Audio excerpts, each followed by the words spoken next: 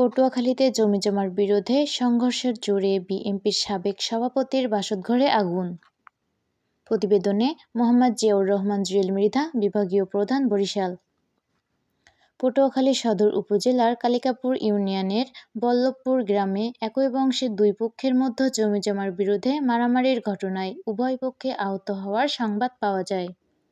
এই ইজ্জত ধরে ঘটনার দিন 14 ফেব্রুয়ারি পবিত্র শবে বরাত এর রাতে ওয়ার্ড বিএনপির সাবেক সভাপতি ও বর্তমান ইউনিয়ন বিএনপি সদস্য আব্দুর রব মাতবরের বসতঘরে আগুন দেওয়ার অভিযোগ উঠেছে প্রতিপক্ষের বিরুদ্ধে। গত শুক্রবার 14 ফেব্রুয়ারি জুম্মার নামাজের পরে আনুমানিক দুপুর 2:15টার সময় ঘটনাস্থল বাড়ির মসজিদের মধ্যে ঢুকে হামলা এবং রাত আনুমানিক 2টার সময় অগ্নিকাণ্ডের ঘটনা ঘটে। অভিযোগ সূত্রে ওয়ার্ড বিএনপির সাবেক সভাপতি আব্দুর রব তার স্ত্রী সূর্যবানু এবং লাইজু বেগম ও সাথী বেগম বলেন, পূর্বে প্রতিপক্ষের সাথে জমিজমার বিরুদ্ধে মামলা চলমান রয়েছে।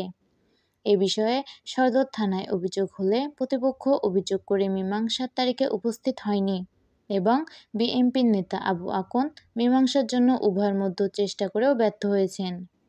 ঘটনার দিন 14 ফেব্রুয়ারি জুমার নামাজের পরে হঠাৎ করে মসজিদের মধ্যে ঢুকে জব্বার মাতবরের উপর অতর্কিত হামলা চালায়।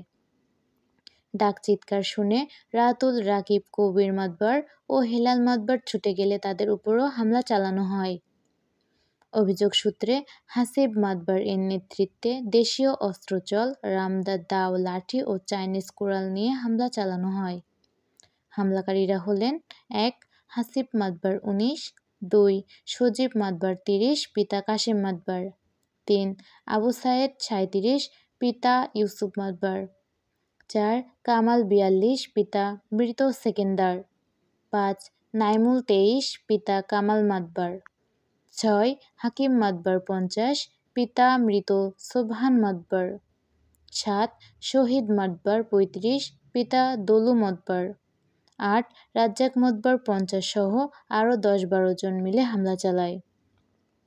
হামলার সময় হাসিব চর মেরে জব্বার মাতবরকে আহত করলে মাটিতে লুটিয়ে পড়ে। এ সময় সজীব এলোপাতাড়িভাবে পিটিয়ে হাত ভেঙে দেয় এবং কামাল মাতবর জব্বার মাতবরের মাথায় কোপ দিয়ে গুরুতর আহত করে। এ ঘটনায় বাঘিরায় আহত হলে স্থানীয়রা উদ্ধার করে পটুয়াখালী 250 শয্যা বিশিষ্ট সদর হাসপাতালে নিয়ে আসেন। এদিকে রাজ্জাক মাতবর এর মিথ্যা মৃত্যুর সংবাদ ছড়িয়ে দিলে এলাকায় আতঙ্কের সৃষ্টি হয়। পুরুষ শূন্য থাকা অবস্থায় বাসগৃহে আগুন দেওয়ার অভিযোগ জানান অভিযোগকারীরা। এ বিষয়ে সূর্যবানু বলেন, গভীর রাতে আগুনে পুড়িয়ে মারার জন্য পেট্রোল ঢেলে আগুন দেওয়া হয়।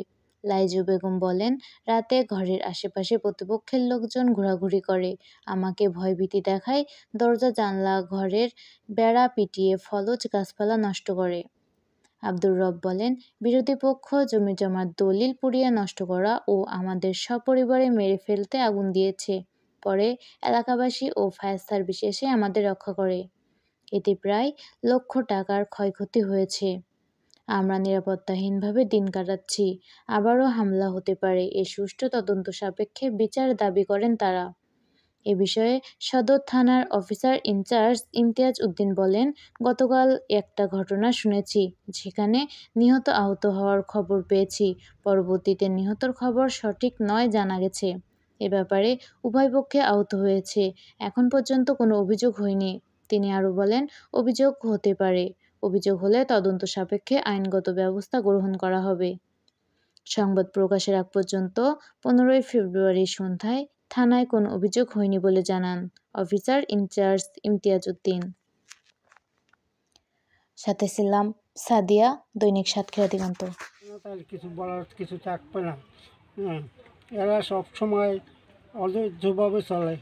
এই যে মারামারি করছে বাবা, আমার পোড়াপান শুক্রবার দিন মসজিদে বইয়া ওখানে বইয়া আলোচনা হয়েছে। একজনে বলছে যে মসজিদের জমি তোরা চইয়া লইছ, এই ব্যাপারে হেরা তর্ক নিয়ে নামিয়ে হ্যাঁ বাড়িতেই কাছাকাছি কাশেম কাশেম এই বলি ইসু বলি এইসব এরা বাড়ির দিকে যাইয়ে দৌড় দিয়ে লাঠি ঠ্যাঙ্গা লইয়া আইয়ে পড়ছে। আমার পোলাপান ভাত টাত খাওয়া তুই হারাই যখন হইতে আছে তখন হেরা খালি হাতে চলে গেছে যে কী হইলি। এরপর তো হেরা পিরিয়ন শুরু করে দিয়েছে। পিরিয়ন শুরু করার পরে আমার পোলাপান অনেক জখম হয়েছে। আমার বড় ছেলের এই রানে চল দিয়ে কপ মারছে, কিন্তু গোস্ত এই চলের লাগে গেছে। এই আর মাথা পাশাইয়ে কপ মারছে। এটা আমার স্বামীর কবির মেদবারে রে হ্যাঁ দুজনের একশো মসজিদে বই পিঠে আর হেরা তো আমার দেওয়ারের এত গেছে, আমার ছেলে দুইটা তো গেছে বাদ থুইয়ে সামনের দিয়ে হুদো মানুষ হুদো হাতে হেরা তো কোনো অস্ত্রপাতি নেয় নেই পরে হেরা কি করবে, হেরা আবার সারাই টেরাই দেয়। এখন হেরা আবার চাইনিজ কুরুল লইছে হেদ দিয়ে হারা একশের মসজিদে বইয়া চোয়ালটার কুরুল রইবে সার পাঁচ হাত সেই চোয়াল সেই লইয়ে দূরে গুনি ফিক্কে মারে সেই রান্দার দিয়ে কোপ দেয়, কুরুল দিয়ে কোপ দেয়, চাইনিজ কুরুল দেয়। আর হেরা তো হুদো হাতে বাদ থুই উঠে গেছে। মারা ধরছিল আরো দেয় কি না কি করতে পারি না, এই আর আমি বিশেষ চাই তার এই ঘরে ঘর নামাই আমি অন্য কারণে উঠেছি আগুনের জন্যে। এর পর সেই সারা রাত হয়ে গেছে, আমরা এরপর ঘুমাইতে পারিনি আর শুতেও পারিনি, খাওয়া দাওয়া করতে নেই, কোনো কাজ পারিনি, খুব আতঙ্ক আছে। লম্বা নিয়েছেন কেউ? হ্যাঁ লম্বা বুঝবেন না, করবে। হ্যাঁ ওই ভিডিও খায়।